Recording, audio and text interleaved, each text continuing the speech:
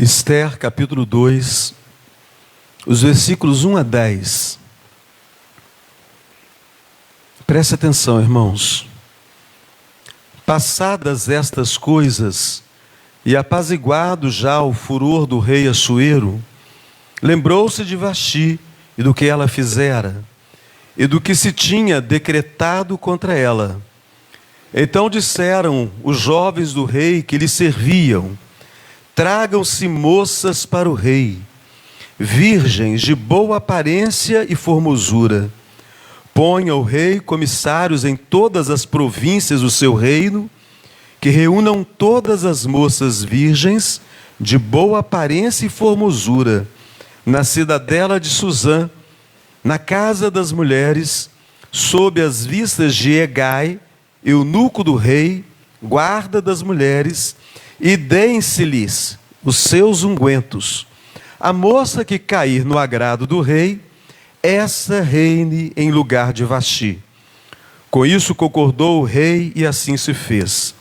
Ora, na cidadela de Susã, havia certo homem judeu, benjamita, chamado Mordecai, filho de Jair, filho de Simei, filho de Quis, que fora transportado de Jerusalém com os exilados, que foram deportados com Jeconias, rei de Judá, a quem Nabucodonosor, rei da Babilônia, havia transportado.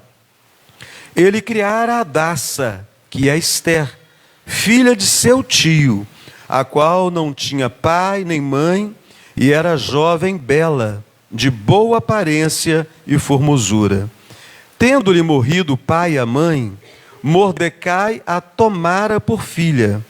Em se divulgando, pois, o mandado do rei e a sua lei, ao serem ajuntadas muitas moças na cidadela de Susã, sob as vistas de Hegai, levaram também Esther à casa do rei, sob os cuidados de Hegai, guarda das mulheres. A moça lhe pareceu formosa, e alcançou favor perante ele, pelo que se apressou em dar-lhe os ungüentos e os devidos alimentos, como também 7 jovens escolhidas da casa do rei, e a fez passar com as suas jovens para os melhores aposentos da casa das mulheres. Esther não havia declarado o seu povo, nem a sua linhagem, pois Mordecai lhe ordenara que o não declarasse. Agora os versículos 15 até o de número 17. Esther, filha de Abiail, tio de Mordecai, que a tomara por filha, quando lhe chegou a vez de ir ao rei, nada pediu, além do que disse Hegai, eunuco do rei, guarda das mulheres.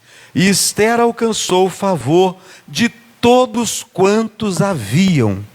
Assim foi levada Esther ao rei Assuero, à casa real, no 10º mês, que é o mês de Tebete, no 7º ano do seu reinado. O rei amou a Esther mais do que a todas as mulheres, e ela alcançou perante ele favor e benevolência mais do que todas as virgens. O rei pôs-lhe na cabeça a coroa real e a fez rainha em lugar de Vaxi. Bondoso Deus, aplica os ensinos da Tua palavra à nossa mente, ao nosso coração nesse instante. É a oração que fazemos, no nome santo do Senhor Jesus. Amém. Meus irmãos queridos, esse livro revela como o povo judeu foi livre de ser exterminado. Ao longo da história, o povo judeu tem sofrido ataques de todos os lados. E nesse período não foi diferente. Mas graças às ações sábias e prudentes de Esther e de seu primo, Mordecai, graças a essas ações sábias e prudentes, Esther e Mordecai conseguiram trazer salvação para toda a nação judaica. Daqui nós já tiramos uma lição. Uma família feliz e abençoada precisa ter ações sábias e prudentes. Concorda comigo? Então, uma família feliz, uma família abençoada, precisa ter ações sábias e prudentes. Foi sabedoria e prudência que impediu ao povo judeu de ser exterminado nos dias que a história desse livro é contada para nós. Os dias em que o povo experimentava a escravidão sob o reinado do rei Assuero, por volta do ano 486 antes de Cristo. Então é o período que essa história é contada para nós. E isso aconteceu após a deposição de uma rainha. É claro que vocês prestaram atenção no texto. E é claro que vocês conhecem a história de Esther. Então, após a deposição de uma rainha chamada Vaxi, você vira a folhinha da sua Bíblia, volta uma folhinha e você vai ter o contexto que fez com que a história de Esther, com que Esther entrasse em cena naqueles tempos do cativeiro da Pérsia. Então Esther, uma jovem judia, criada por Mordecai, que não era seu pai, é levada ao palácio, de acordo com uma determinação que havia sido imposta sobre todo o reino. As moças mais belas do reino, as moças mais formosas, as moças virgens, todas elas seriam selecionadas e levadas perante o rei, para que o rei então pudesse, dentre tantas, escolher uma para que fosse a sua rainha. Isso porque o rei não podia governar assentado no trono sem ter ao seu lado uma rainha. Uma rainha havia sentado ao trono, mas essa rainha não foi bem sucedida no seu reinado, e dela nós vamos falar daqui a pouco. Então, nesse texto, nós podemos ver o início da ascensão de uma judia ao trono da Pérsia. Então, Deus é maravilhoso. Deus faz coisas realmente estranhas e fantásticas. Usa uma jovem estrangeira, uma jovem escrava, para se tornar rainha, senhora de toda a Pérsia. Aqui, meus irmãos, tem lições para a nossa vida. Para a nossa vida em família, nossa casa, né? E para a nossa vida em família da fé, também na nossa igreja. A primeira lição que nós temos aqui é que atitudes não sábias não contribuem para a felicidade da família. Percebem como é gostoso ler a Bíblia? A Bíblia fala de coisa que a gente entende. A Bíblia não é complicada, né? A Bíblia está falando algo que você está cansado de saber. Atitude não sábia, atitude não prudente, não contribui para a felicidade da família. Quando que na sua família faltou sabedoria e vocês foram felizes? Conta para mim aí. Quando na sua família que faltou prudência e vocês foram bem-sucedidos? Então a história que o livro de Esther relata a nós, ela nos ensina isso. O casal em evidência no início do livro é o rei Assuero e a sua rainha Vaxi. Então você volta aí para o capítulo 1 e observa alguns versículos, porque eles vão nos ajudar a entender algumas coisas. Olha o versículo de número 8. Leiam comigo o versículo 8. Bebiam sem constrangimento, como estava prescrito, pois o rei havia ordenado a todos os oficiais da sua casa que se fizessem segundo a vontade de cada um. No versículo 10, leiam comigo o versículo 10. Ao 7º dia, estando já o coração do rei alegre do vinho, mandou a Meumã, Bista, Arbona, Bigdá, Abagda, Zetá e Carcas, os 7 eunucos que serviam na presença do rei Assuero. Aí os versículos de número 11 e 12 vão nos mostrar o rei dando uma ordem, mandando buscar a rainha Vasti. Por causa da sua beleza, ele determinara que ela deveria fazer um desfile perante todos os seus convidados. Irmãos, presta atenção em algumas coisas aqui. A expressão que nós temos traduzida para a nossa língua, estando já o coração do rei alegre do vinho. É claro que você está entendendo. Mas se você não está entendendo, ele estava bêbado. Quando uma pessoa está alegre da bebida, a bebida deixa a pessoa mais alegrinho, né? Então ele estava bêbado, ele estava embriagado. Há uma palavra que foi usada aqui na língua hebraica, é a palavra tobi. Essa palavra, a ideia é de um sentimento de alegria incontrolável. Uma situação em que a pessoa está como se estivesse intoxicada com algo. Então, esse era o estado do anfitrião. Já pensou, Marcos? Você ser convidado para uma festa e o anfitrião totalmente embriagado. Você é convidado e aquele que te convida está tão bêbado que está, como dizem na linguagem, trocando os pés. Um banquete havia sido realizado pelo rei. O rei queria mostrar para as suas autoridades, as autoridades das províncias que eram submissas a ele, como ele era grande, como ele era poderoso, e que era importante que eles continuassem do jeito que estavam, bem submissos a ele.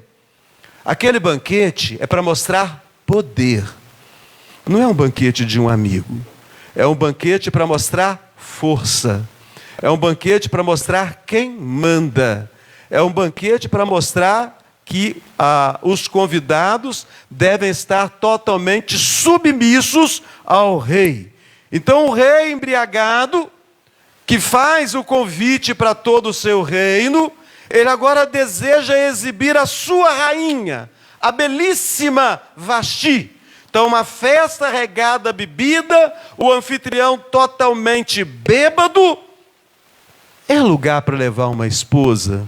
Você, meu irmão, você levaria sua esposa, você levaria os seus filhos numa festa regada a álcool, numa festa regada a embriaguez?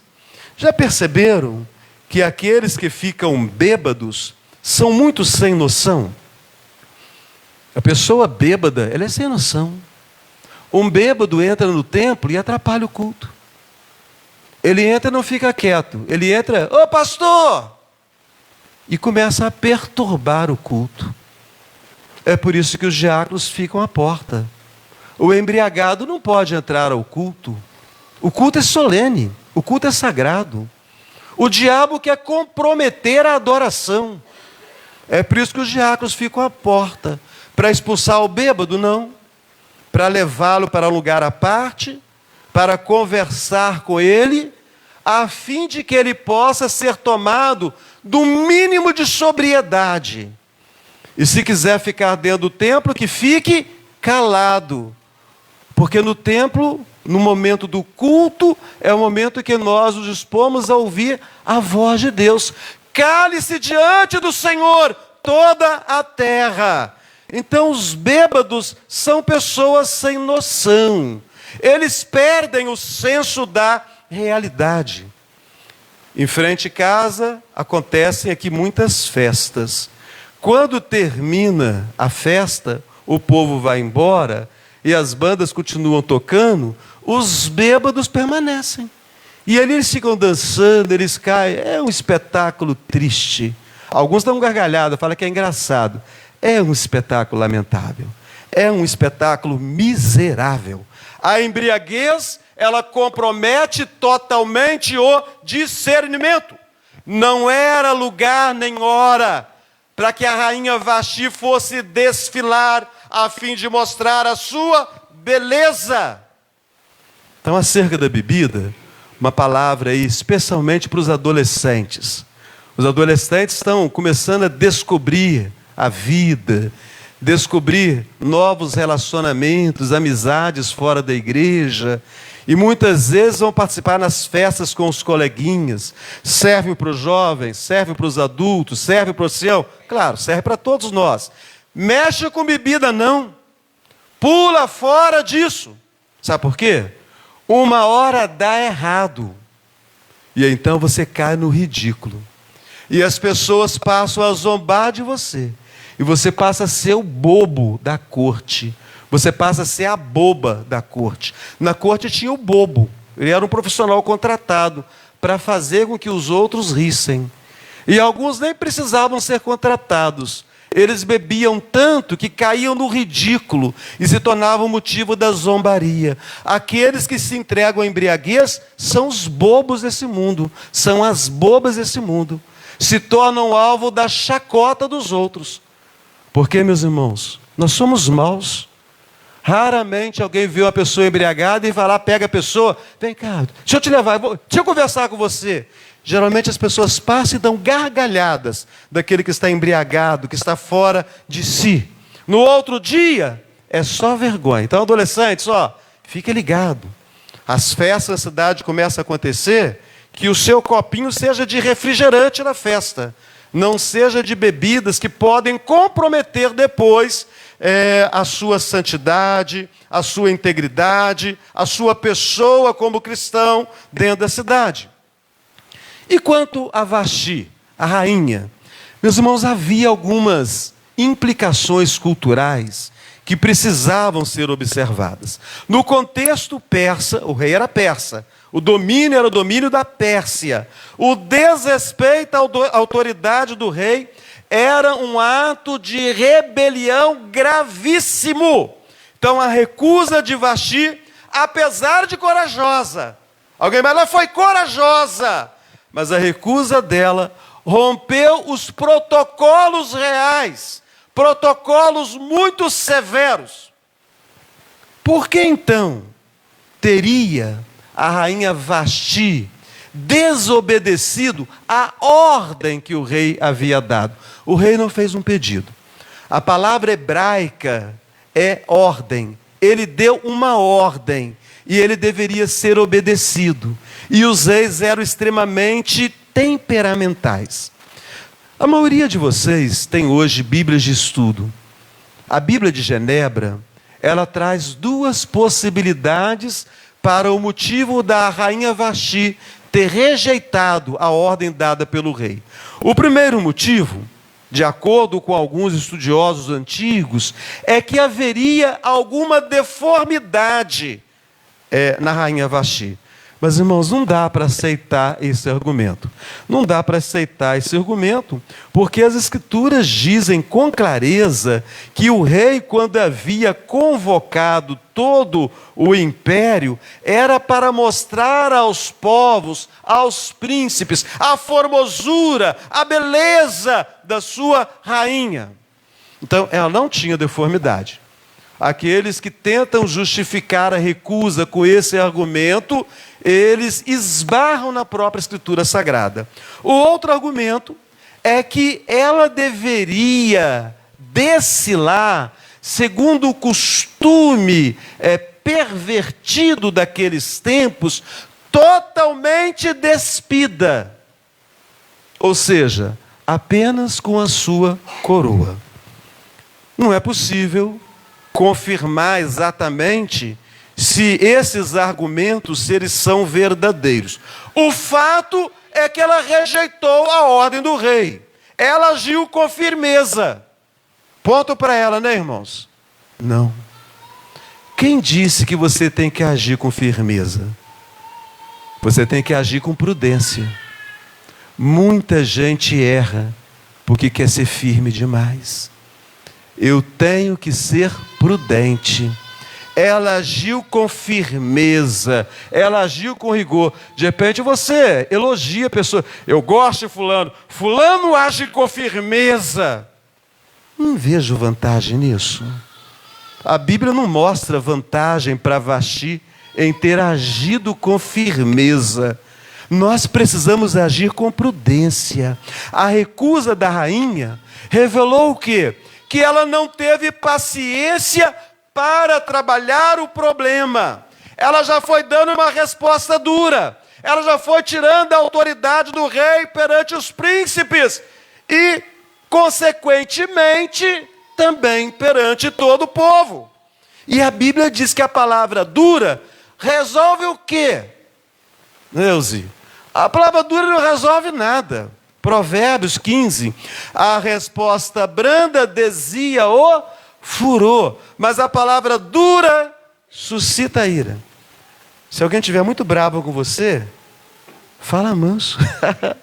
Fala baixinho com ele. Porque a palavra branda desvia o furor. Se a pessoa está muito brava com o Antônio Vitor, e o Antônio Vitor responder na mesma altura, não vai dar certo.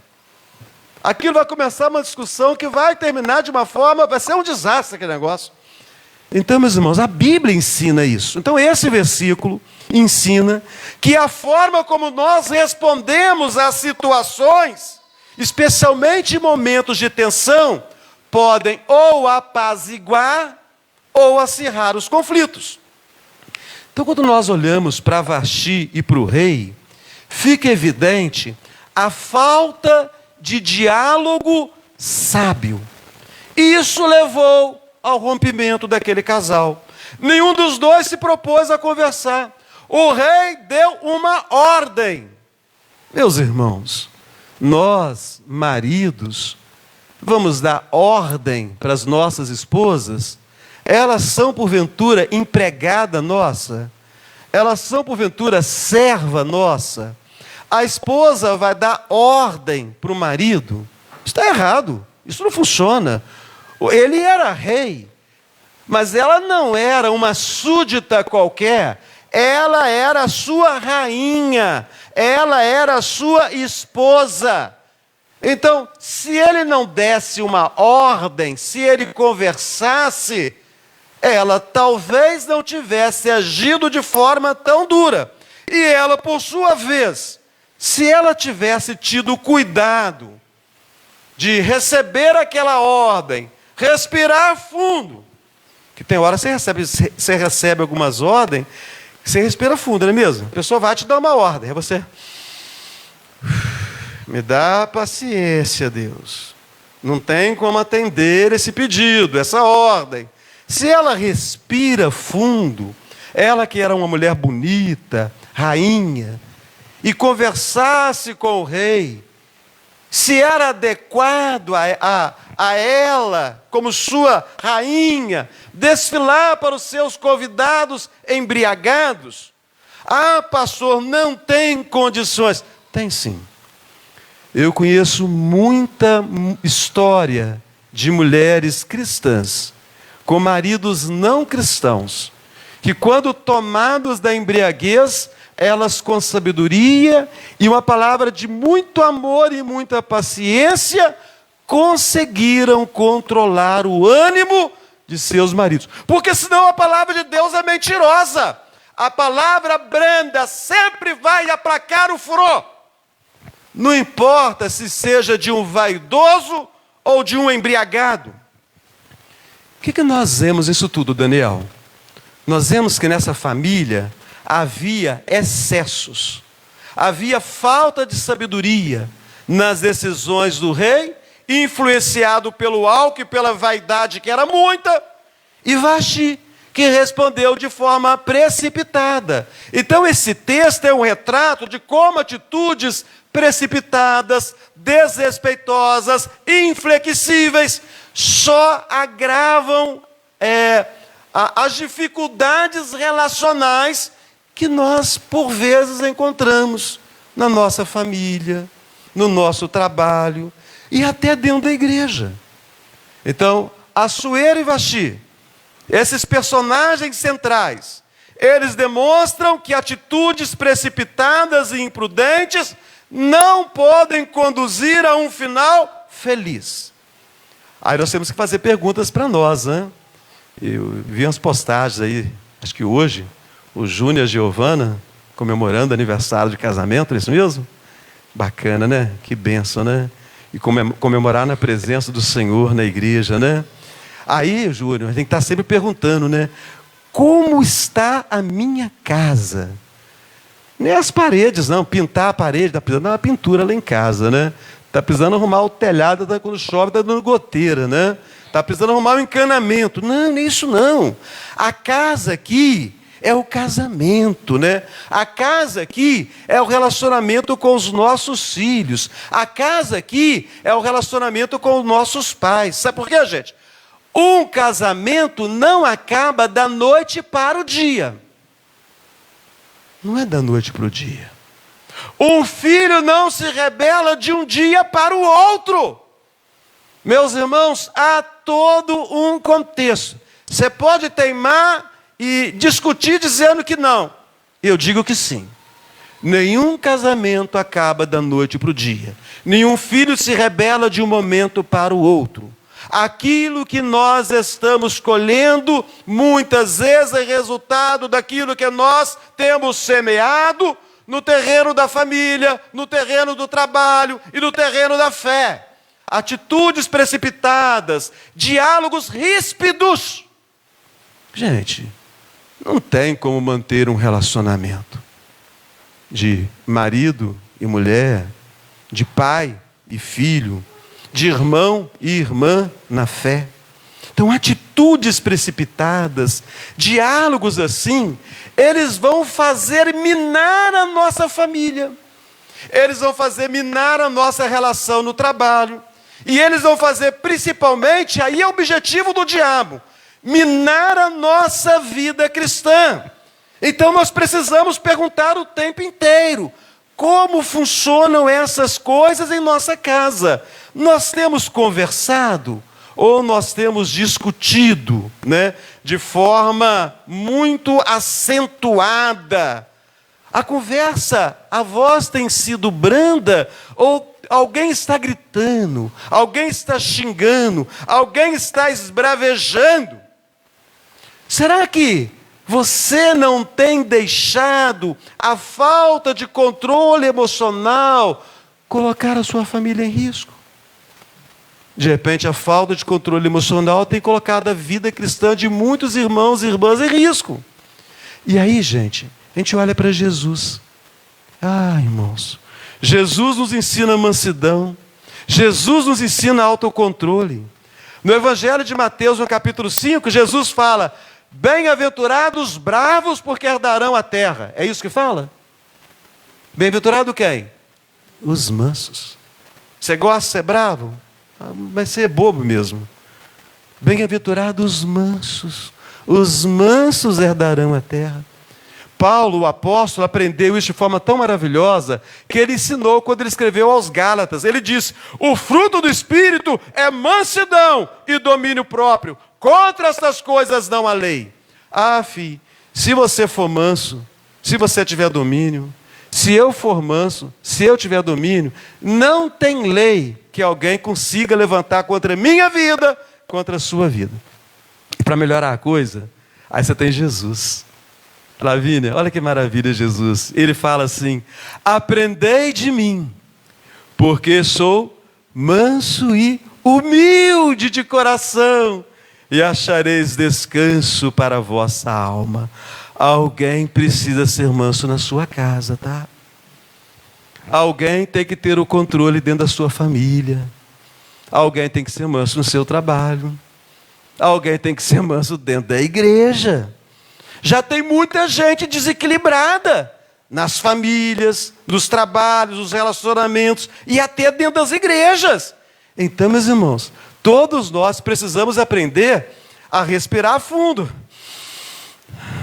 Respirar fundo. E pensar bastante antes de falar qualquer coisa. Então, respira fundo. Imite a Jesus. Não tem como imitar Jesus, presbítero Jefferson.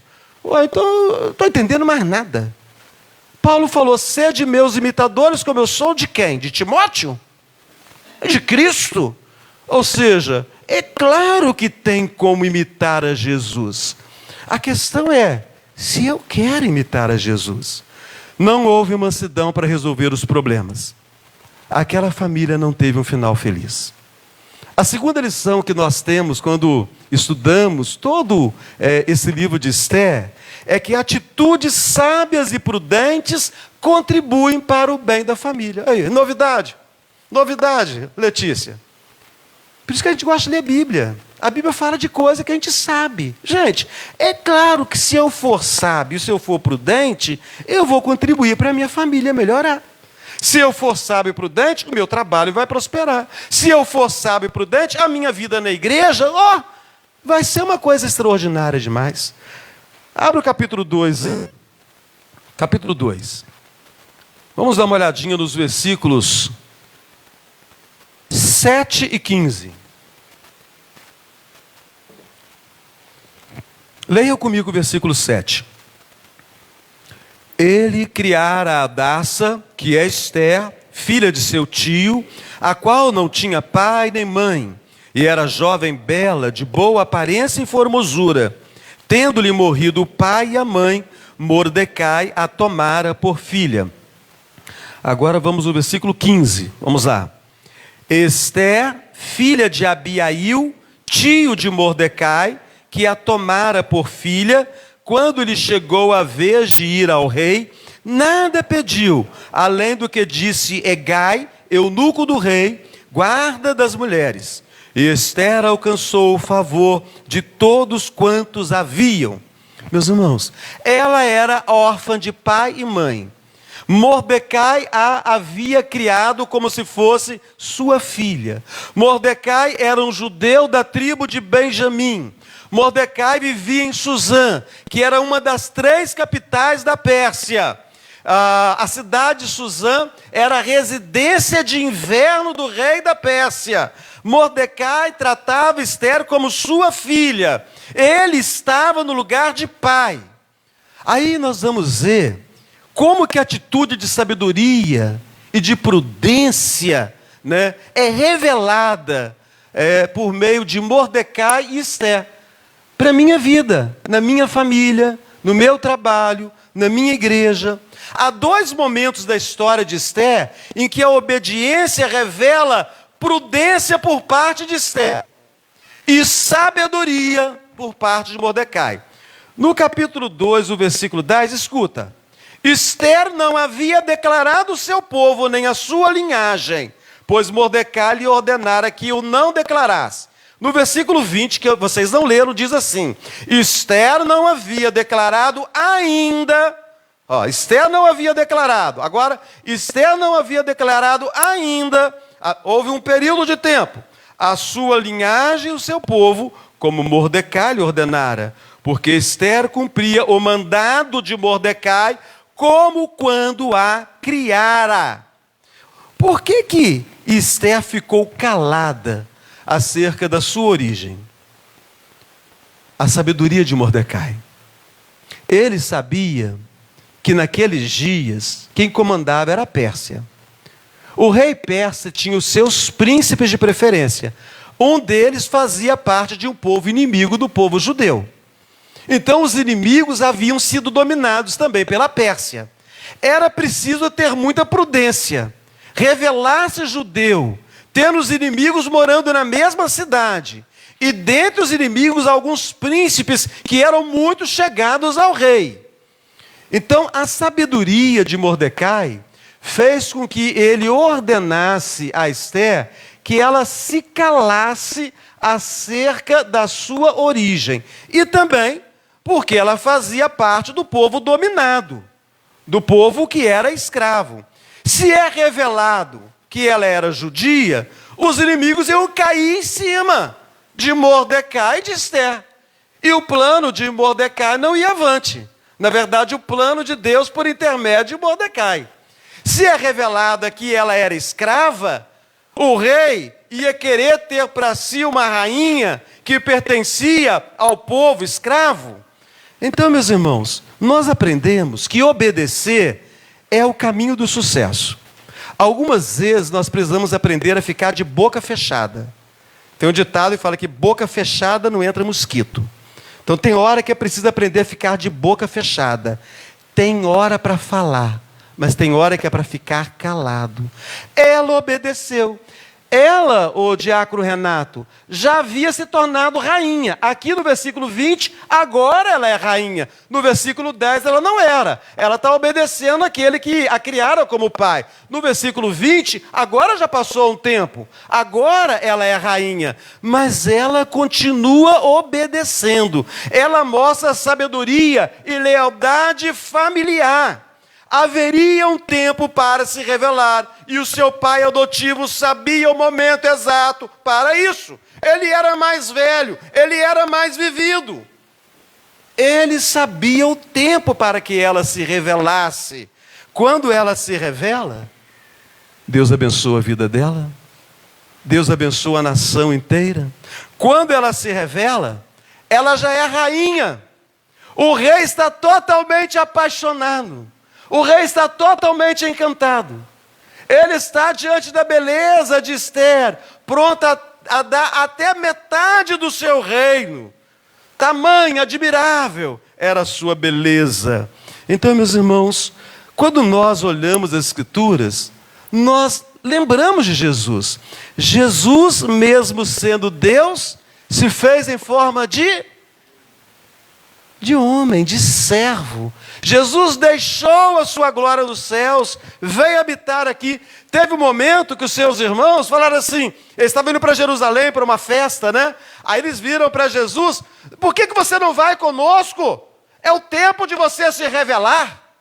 Os irmãos achavam que ele tinha que se revelar ao povo, mas Jesus só se revela quando o Pai Celeste, quando Deus, o seu Pai, determina. Quando Jesus se revelou, Ele tomou sobre si os nossos pecados, a nossa morte, e nos deu vida abundante e eterna, e nos fez filhos de Deus. O Evangelho de João, capítulo 1, lá no versículo 12, mas a todos quantos o receberam, foi-lhes dado o poder de serem feitos filhos de Deus. É preciso, quando formos falarmos no momento certo. Será que as coisas não vão muito bem em casa, no trabalho ou na igreja, porque você está com a língua solta demais? Tem hora que tem que calar, gente. É a Bíblia, não é o pastor César, é a Bíblia que está ensinando. Ela era rainha, ela ficou quietinha. Mordecai, minha filha, fica quieta, não se revela, aguarda. Ela ficou quietinha. De repente as coisas não estão funcionando. Você está falando fora do tempo correto. Falando demais. Quando você fala sem oração, você fala bobagem. Quando você fala sem oração, você ofende as pessoas. Você agride as pessoas. E quando você fala sem discernimento, você se diminui aos olhos dos outros. Aí nós olhando para essa história aqui, nós vamos ver que ela falou no momento certo. Eu preciso aprender a falar no momento certo. Porque se eu tiver uma discussão com a Eliane, e eu falar fora do momento certo, lascou. Estou perdido, né? Agora eu vou ter que aguentar, eu vou ter que passar pelas consequências. E vice-versa. Se você fala fora do momento, você provoca uma situação desconfortável.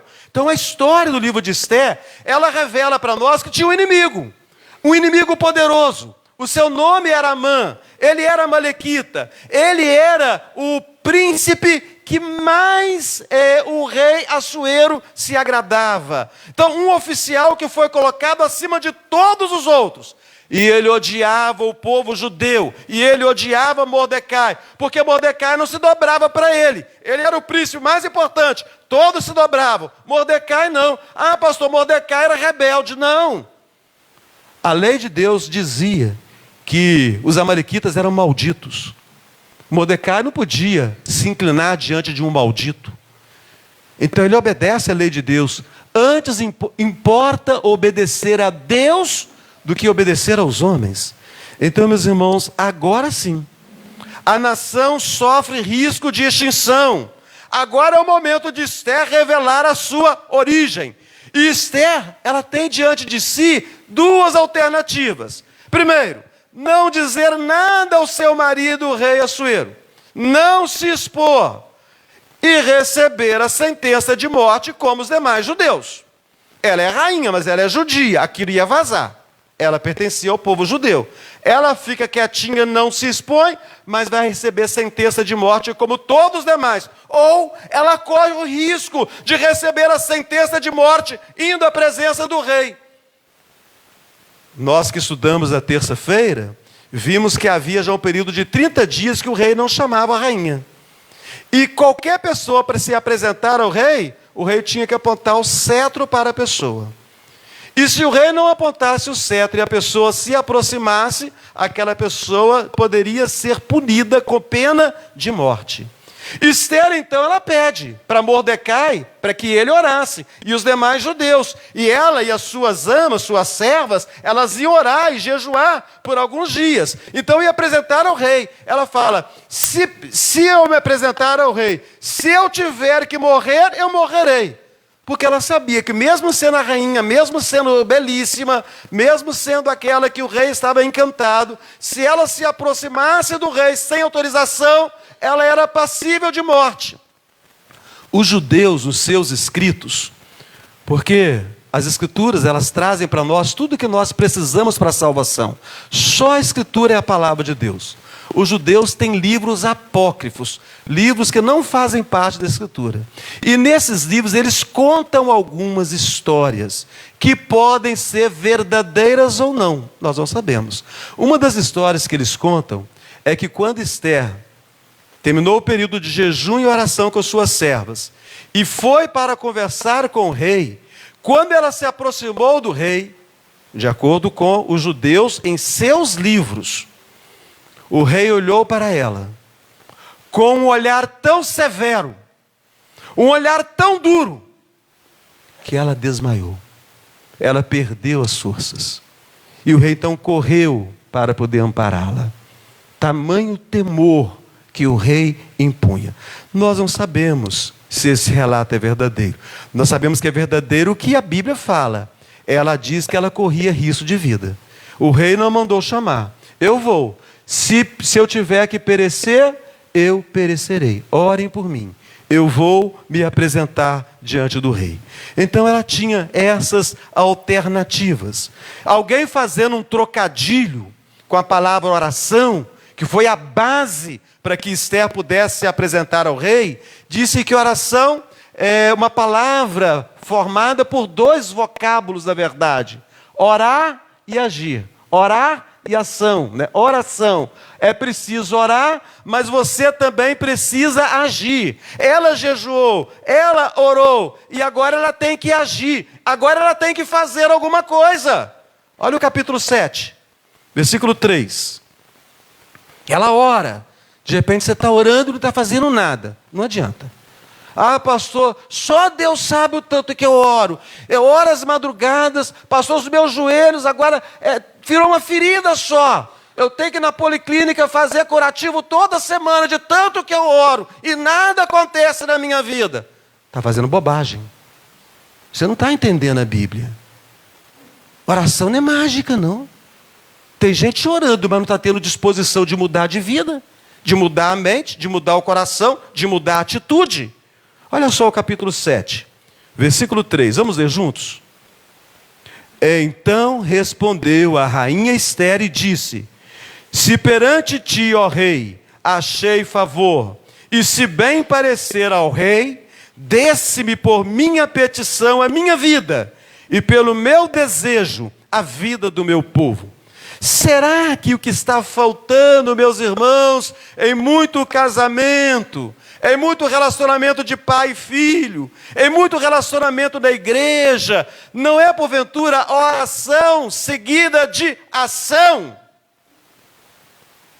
E principalmente oração, né? Nós temos vivido o tempo que os crentes não querem orar. Os crentes não querem orar. As reuniões de oração são as menos frequentadas das igrejas. A semana de oração é um show de horrores. Desculpa, gente. Se eu não falo a verdade, se eu calo, eu sou culpado. A semana de oração é um show de horrores. 3 aqui, 4 ali. 2 ali, 4 aqui. Meus irmãos, Jesus tinha necessidade de orar. Ele saía para orar sozinho. E a oração era tão verdadeira na sua vida, que a Bíblia diz que num desses momentos nele, que ele voltou da oração, um discípulo falou: Senhor, ensina-nos também a orar, como João ensinou os seus discípulos. Aí ele ensina a oração do Pai Nosso, a bela oração, que nos ensina sobre como orar da forma que agrada a Deus. Jesus tinha necessidade de orar, os apóstolos tinham necessidade de orar. Sem oração, meus irmãos, nós não vamos conseguir ter coragem para agir. Então eu tenho que orar e eu tenho que agir. Ore pela sua família e haja pela sua família. Ore pelo seu trabalho e tenha atitude. Ou seja o melhor administrador, ou seja o melhor empregado, de acordo com o problema que você tem que resolver no seu trabalho. Ore acerca da sua vida cristã e tenha atitude. Começa a ler mais a Bíblia, começa a participar mais dos cultos, começa a se colocar à disposição para fazer as coisas da igreja. Então, na família, precisamos agir, precisamos conversar, dialogar, negociar. Na família, precisamos orar. Então, orar nas madrugadas, jejuar pela família. Nossos adolescentes estão em jejum. Eles fizeram um jejum essa semana, eles estão sendo treinados, ensinados, a se abster de coisas mundanas, para poder servir melhor ao Senhor, para ter necessidade de servir ao Senhor. Nós precisamos nos tornar como crianças, para a gente poder aprender de novo. Aprender a orar, aprender a jejuar, aprender a ter compromisso, aprender a parar de usar desculpa. Meus irmãos, a Bíblia fala: buscai em segundo lugar, terceiro lugar, quarto lugar, quinto lugar. Não, buscai em primeiro lugar. Então, se eu não estou tendo tempo de ler a Bíblia, se eu não tenho tempo de oração, se eu não tenho tempo de estar nas atividades de culto, eu não posso falar que eu estou adorando a Deus em primeiro lugar. Fica difícil, irmãos, comer o pão, beber o cálice. É para condenação, é para morte. Você tem que ter consciência disso. É muito sério, meus irmãos. Não dá para poder participar da mesa santa com tanto descompromisso, com tanta falta de seriedade. Então nós precisamos rever os nossos conceitos. Jesus orou no Getsêmani, antes de entregar por nós. Você acha que foi fácil Jesus se entregar por nós? O Deus ter que se humilhar e ter que experimentar a morte naquela cruz. O Deus vivo ser alvo da zombaria daqueles que apontavam para ele e o ridicularizavam. Desça da cruz, não é filho de Deus. Jesus teve que orar antes de entregar por nós. Jesus é o meu modelo de oração, é o seu modelo de oração. Antes de grandes obras, homens e mulheres de Deus precisam se colocar de joelhos. Existe, Guilherme, Luísa, existe obra mais importante que a família de vocês? A família é a obra mais importante. Então, antes de grandes obras, homens e mulheres de Deus precisam se colocar de joelhos. Coloquem-se de joelhos pelas suas famílias. Coloquem-se de joelhos pela sua vida com Deus. E concluindo, meus irmãos, porque a gente olha esse livro tão maravilhoso de Esther, Cristo é tão vivo, Cristo é tão presente nesse livro. Nós percebemos mais uma vez, assim como nós vimos com Esdras, com Neemias, agora também com Esther, um tipo de Cristo, alguém que aponta para Cristo, alguém de quem não se haveria vergonha de dizer: eis ali um cristão. Quando diz eis ali um cristão, a meu respeito, a seu respeito, será que nós temos do que nos orgulharmos? Esther se oferece para interceder e salvar o seu povo. Mesmo, Renata, diante da possibilidade de morte. Não foi isso que Cristo fez, meus irmãos? Nosso intercessor supremo se entregou para nos salvar da condenação eterna. Então, irmãos, em tempos de crise, o que a família precisa? Sabedoria, oração, ação. Esse é o caminho para edificar um lar que honra a Deus. Diante da crise espiritual, o que você precisa para a sua vida cristã ser saudável? Sabedoria, oração e ação. Quer um lar abençoado? Quer uma vida cristã abençoada? Cultive atitudes sábias. Dialogue com respeito. Ore. Haja com discernimento. Não faça como um bêbado do Assuero. Haja com prudência como Mordecai. Deus sempre honra aquele que o busca com temor e com prudência. Algumas perguntinhas para nós encerrarmos aqui. Estamos dispostos a ser como Esther e Mordecai em nossa família?